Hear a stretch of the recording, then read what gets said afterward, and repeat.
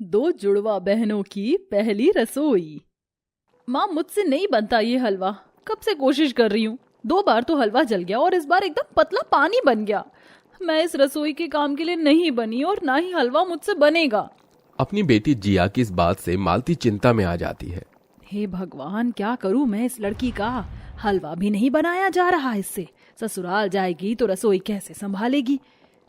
लड़के वालों के सामने तो फट से मुंह फाड़ कर बोल दिया था कि मुझे सब कुछ बनाना आता है। अगर हलवा तुझसे नहीं बनेगा तो और किससे बनेगा। इतने में जिया अपनी बहन को आवाज देकर बुलाती है। पिया, अरे ओ पिया, माँ बुला रही हैं। आई। जी माँ, बुलाया? लो माँ, आ गई मेरी प्यारी बहन पिया। ये बनाएगी मेरे हिस्से का हलवा। देख रही है पिया, तेरी निकम्मी बहन कैसे दांत फाड़ रही है। कभी कभी तो मुझे यकीन ही नहीं होता कि तुम दोनों को मैंने एक ही कोख से जन्म दिया है। मालती के इस कथन का कारण था अपनी दोनों जुड़वा बेटियों का अलग अलग स्वभाव। हालांकि दोनों शक्ल सूरत से एक जैसी ही दिखती थी। अगर दोनों को एक साथ खड़ा कर दिया जाए तो पहचान पाना मुश्किल होगा कि कौन पिया है और कौन जिया। जहां पिया सीधी सादी, संस्कारी और घर के काम में निपुण थी, वहीं जिया मनमौजी थी। दोनों की शादी वसुंधरा के बेटों कार्तिक और अनुज से पक्की हो चुकी थी, इसलिए मालती जिया को खाना बनाना सिखाती है। पर जिया लीबा पोती में ही लगी रहती। गुजरते वक्त के साथ दोनों बहनें शादी करके ससुराल आ जाती हैं। हे भगवान, मेरी ये जुड़वा बहू की शक्ल तो एकदम सीता गीता के जैसी मिलती है। अब इसमें से कौन पिया है कौन जिया, कैसे पहचानूं? तभी जिया फट से कहती है, माँ जी, मैं पिया हूँ और ये जिया। अच्छा, चलो दोनों बहनें जल्दी से इस कलश को गिराकर अंदर आ जाओ। दोनों बहनें गृह प्रवेश करके ससुराल में कदम रखती हैं, जहां उन दोनों के एक से चेहरे देखकर रिश्तेदार भी अचक्के रह गए। माला और गेंदा भी देखने लगी। बाप रे जीजी, तुम्हारी बहुएं तो एकदम अंजू मंजू की हमजोली हैं।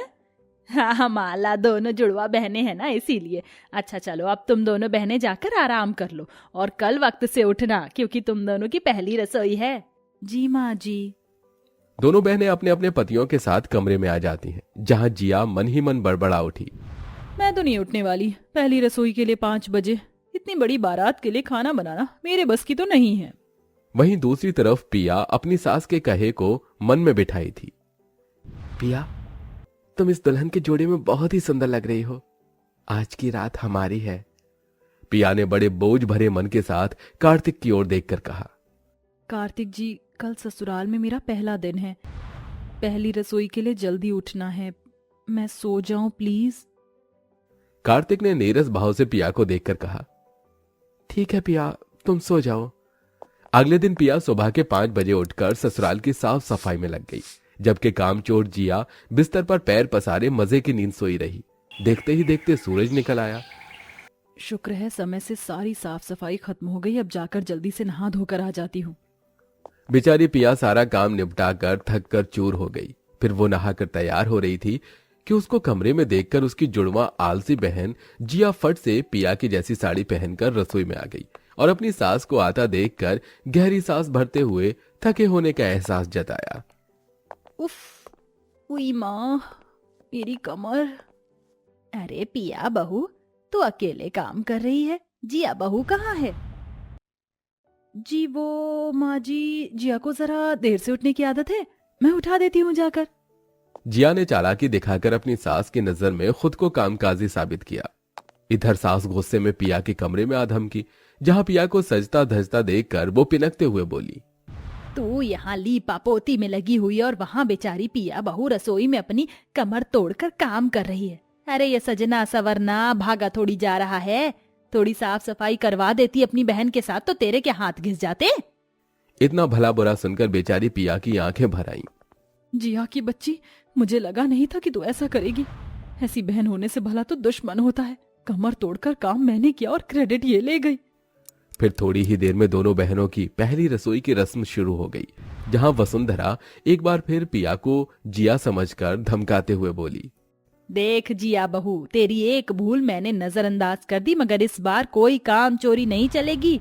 तुम दोनों बहनों को पहले रसोई में सबसे पहले हलवा बनाना है और फिर पूरी छोले राजमा चावल। और हाँ, तेरी बुआ सास को शुगर है तो वो सादे फुलके खाती हैं और माला मौसी को मिठाई बहुत भाती है तो एक आध आइटम बना लेना, गुलाब जामुन और शाही टुकड़ा। डबडबाई आंखों से पिया ने अपनी सास की ओर देखकर कहा, माँ जी इस बार मैं आपको शिकायत का मौका नहीं दूंगी, एकदम अच्छे से पहली रसोई की रस्म करूंगी। पर इतना सब बनाने की बात से जिया का सिर नाचने लगा। उफ, मुझे तो हलवा तक बनानी नहीं आता, इतनी सारी वैरायटी कैसे बनाऊंगी? ओ गॉड, बचा लेना। पिया झटपट से हलवा बना लेती है, वहीं जिया हलवा बनाने में उलझी हुई थी। हलवा तो बन गया, अब जल्दी से मटर पनीर की सब्जी बना लेती हूँ और एक तरफ आटा गूंथ लेती हूँ। जिया जलन से भर गई क्योंकि उसका हलवा बार बार जल जाता था। उफ, हलवा फिर जल गया। अगर इसमें लगी रही तो बाकी खाना कब बनाऊंगी? जो भी है सही है। जिया रोध होकर कच्ची पक्की पूरी तलने लगी। इधर मेज पर पूरा ससुराल बेसब्री से दोनों बहनों की पहली रसोई की बाट जो रहा था। ओहो, रसोई से खाने की कितनी अच्छी खुशबू आ रही है, अब तो पेट में कबरी हो रही है खाने की। वही तो जिज्जी, जल्दी करो ना।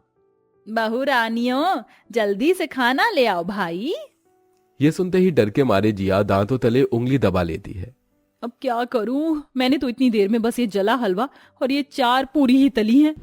तभी जिया अपनी बहन जैसी साड़ी पहने होने का फायदा उठाने के लिए दिमाग दौड़ाती है और बहाने से पिया को भेज देती है। पिया देख, मैं तुझे बताना भूल गई, जीजा जी कब से तुझे बुला रहे थे। अच्छा, मैं देख कर आती हूँ। इतने में जिया फट से पिया का बनाया सारा खाना परोस देती है। ये लीजिए बुआ जी, मौसी जी, गर्मा गर्म पूरी सब्जी हलवा सब रेडी है।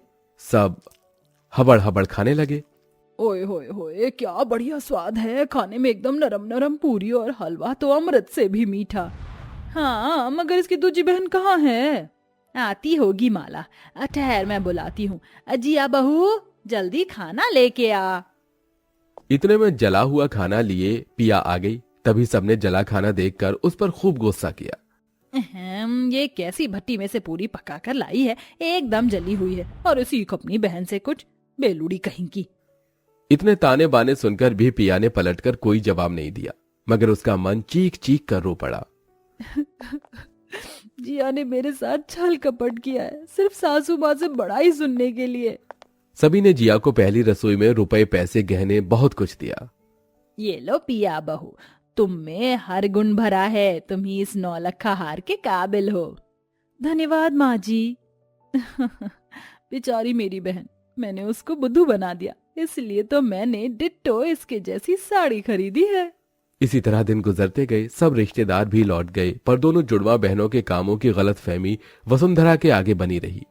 एक बहू होने का सारा कर्तव्य पिया निभाती, पर बढ़ाई जिया को मिलती। मगर एक दिन वसुंधरा ने देखा कि पिया रसोई के भीतर बिना चप्पल के खाना बना रही थी, उसकी चप्पल बाहर थी। ये जिया बहू रसोई का इतना आदर कब से करने लगी, कहीं मुझसे ही दोनों बहनों को पहचानने में भूल तो नहीं हो गई। इस बात को साफ करने के लिए वसुंधरा ने जिया को पिया कहकर पुकारा। पिया बहू, जरा रसोई में तो आना। उफ, सासू माँ को भी ना चैन नहीं है। आई माँ जी। जिया बेधड़क सैंडल पहने रसोई में घुस आई।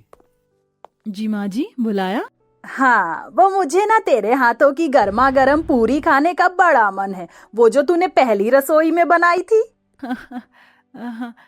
अभी माँ जी?